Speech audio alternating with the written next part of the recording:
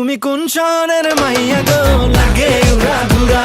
শাকিব খানের তুফান সিনেমার উড়াধুরা গানটি রিলিজ হওয়ার পর থেকে শাকিব ভক্তরা তো পুরাই উড়াধুরা হয়ে গেছে। যাই হোক, গত রবিবার শাকিব খান তুফানের 41 দিন শুটিং এর পর দেশে ফিরেছেন এবং দেশে ফিরেই এই উড়াধুরা গানটা রিলিজ করা হয়। এই গান যখন মুক্তি পায় তখন দর্শক মহলে পুরা হইচই পড়ে যায়। এর আগে যখন এই গানটির টিজার প্রকাশ পেয়েছিল তখন থেকে শাকিব ভক্তরা অপেক্ষায় ছিল কখন আসবে এই গানটি। আর এই গানটি মুক্তি পেয়ে দর্শক মহলে পুরো আগুন ছড়িয়ে দিয়েছে। তুফান সিনেমার টিজার মুক্তি পাওয়ার পর থেকেই দর্শক বুঝে গিয়েছে এবারের ঈদে তুফান একটা বড় ধামাকা নিয়ে আসছে। আর এই গানের শুরু থেকে শেষ পর্যন্ত প্রতিটা লাইন ছিল অডিয়েন্স ধরে রাখার মতো। আর শাকিব খানকে এখানে দেখতেও কিন্তু অসাধারণ লাগছিল। তাকে দেখতে যেমন সুদর্শন লাগছিল, তার ডান্স স্টেপ এবং এক্সপ্রেশন ছিল অসাধারণ। আর মিমি চক্রবর্তীর সাথে তার কেমিস্ট্রিটাও কিন্তু বেশ ভালোই জমে উঠেছিল। যদিও গানটাতে মিমি চক্রবর্তীর মনে রাখার মতো তেমন কোনো ডান্স স্টেপ ছিল না, কিন্তু দুজনকে একসাথে বেশ ভালোই লাগছিল।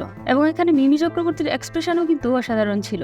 এই গানটিতে যে ধরনের সেট ডিজাইন দেখা গেছে, বাংলা সিনেমায় এর আগে কোনো গান নিয়ে এই ধরনের সেট ডিজাইন আমার মনে হয় দেখা যায়নি। এখানে গানের অ্যারেঞ্জমেন্টটা ছিল দুর্দান্ত।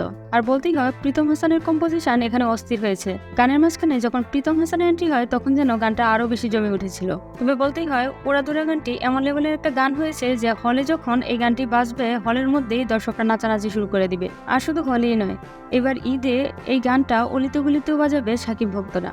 আগামী কয়েক বছর বিয়ে বাড়িতে এবং পার্টিতেও এই গানটা বাজতে দেখা যাবে। আর এই গানে শাকিব খান এবং মিমি চক্রবর্তী নাচার এক পর্যায়ে যখন সে প্রীতম হাসান অ্যাড হয় তখন ব্যাপারটা অন্য লেভেলে চলে যায়। আর এই তিনজনকে দেখতে কিন্তু খুবই সুন্দর লাগছিল। তুফানের কাছ থেকে যে ধরনের কন্টেন্ট আশা করেছিল শাকিব ভক্তরা, এই গানটা সেরকমই একটা কন্টেন্ট ছিল।